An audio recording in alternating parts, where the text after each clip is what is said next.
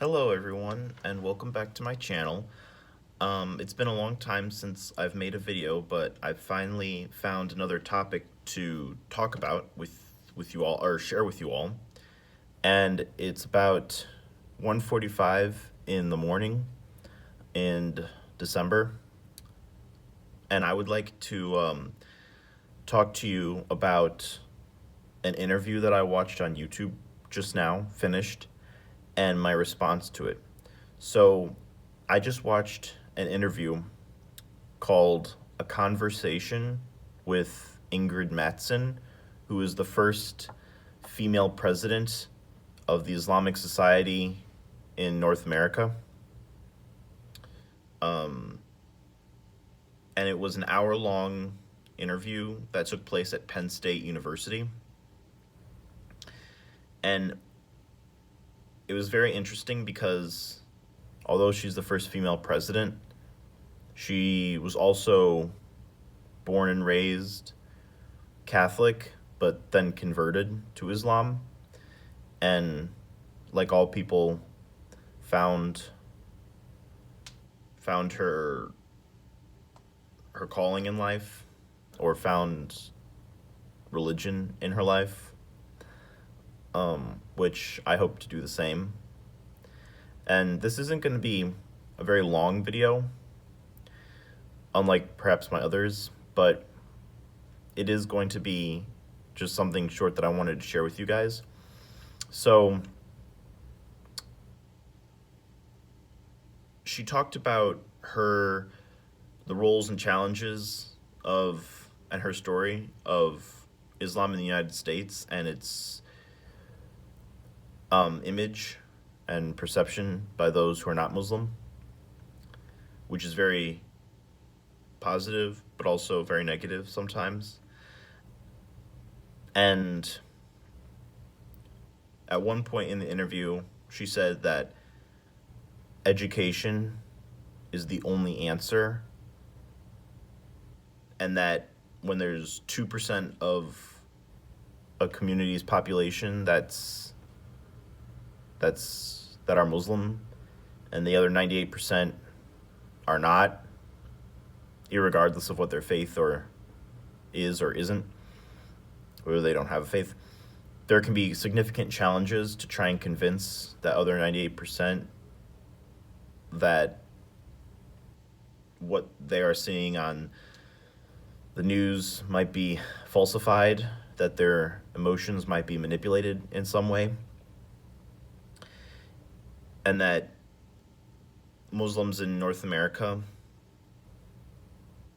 have a special job and role to play, because in the country of the United States, where people have excellent opportunities and avenues for creating dialogue that may not exist in other countries that don't have such resources, Muslims have a duty to show the world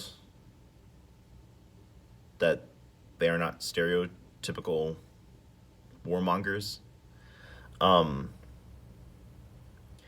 that Dr. Mattson said in the interview that I watched that this is a duty that has been placed on North American Muslims, because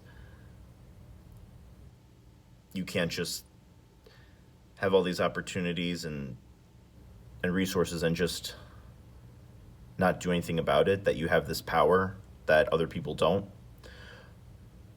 But I really keyed into what she said about that education is the only answer, and it made me think about the civil rights movement for LGBT rights that has gone on and is still going on in America and globally. And it's something I really believe, that education really is the only answer. Education is the only answer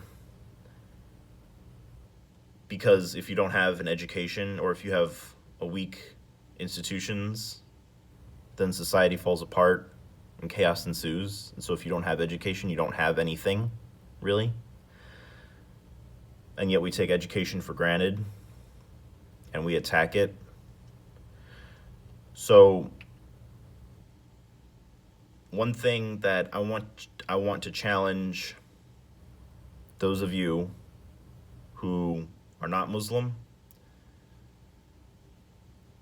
to combat prejudice and discrimination when you see it and when you hear it, to make sure that your fellow peers and parents are held accountable and held responsible for their actions, because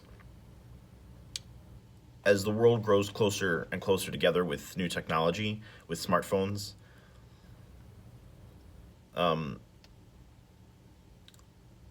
it's becoming ever more and more the reality that what you say can be spread instantly to millions of people.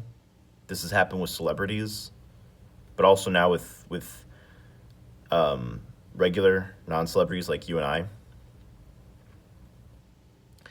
And in the past, you could just say or do something, and you knew it was wrong, and other people knew it was wrong, but it would just be let go.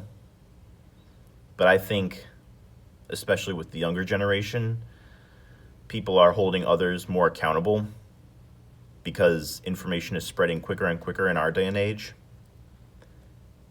And I think our generation does a better job, more of a job of holding other people accountable and saying and speaking up in public.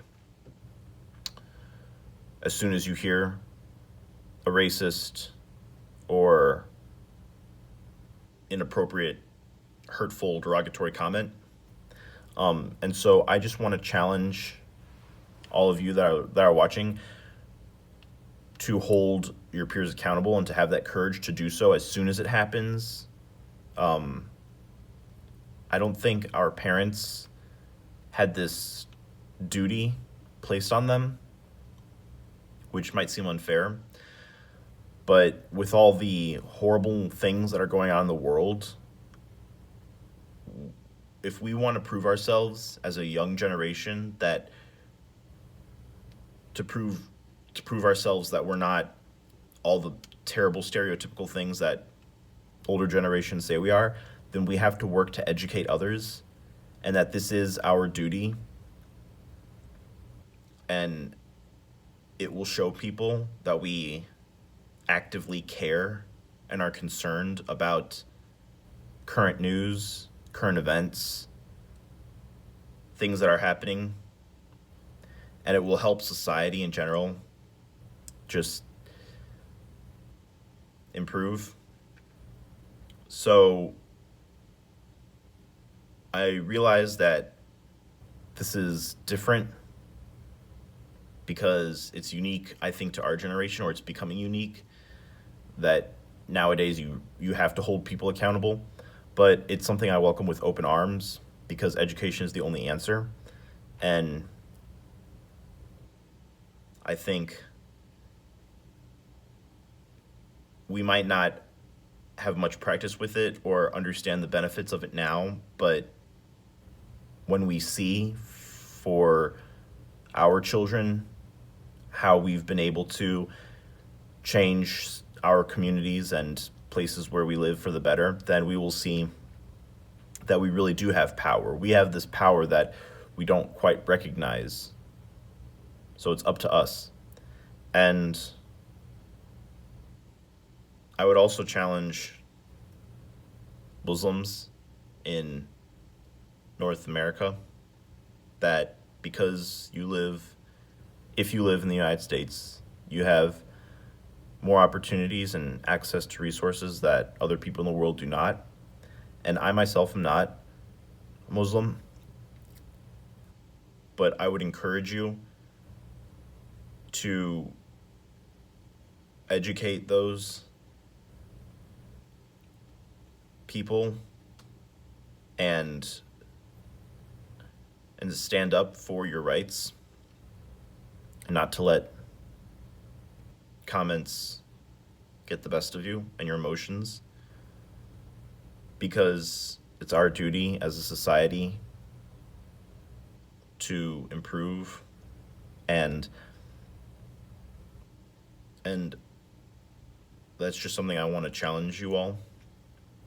So I didn't really plan this to be a long video, but that's kind of my comments, is that I'm becoming more and more aware of the power that words have, and so I just wanted to share that with you. So thank you for taking the time to listen, and have a good day.